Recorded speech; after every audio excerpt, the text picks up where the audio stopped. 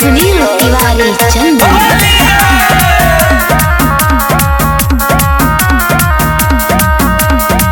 मन में लड्डू फूट रहा है, होठ के होठबा चूम रहा है। सभी यारबा मलवा के लेके डीजे पे जी झूम रहा है।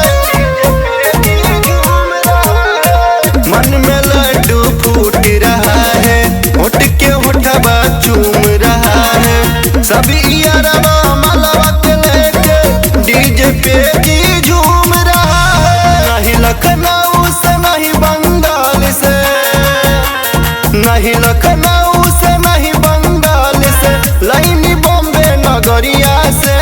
चोली में रंग डलवाला ये भवजी हमारा यही पिचकारिया से। चोली में रंग डलवाला ये भवजी हमारा यही पिचकारिया से। लहंगा में रंग डलवाला ये भवजी हमारा यही पिचकारिया से।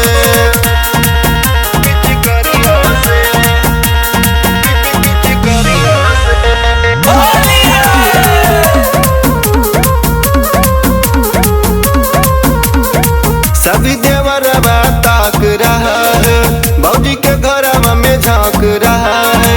रामतेज कुलदीप फगुआ मनई है, गाँव में नेवता बांट रहा है। सभी देवरबा ताक रहा है, भौजी के घरवा में झांक रहा है। रामतेज कुलदीप फगुआ मनई है, गाँव में नेवता बांट रहा है। नहीं लुधियाना नहीं लुधियाना से नहीं हो पूना से, लाइनी बॉम्बे नगरिया से। चोली में रंग डलवाला ये भवजी हमारा यही पिचकारिया से।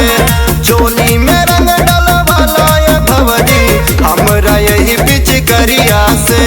लहंगा में रंग डलवाला ये भवजी हमारा यही पिचकारिया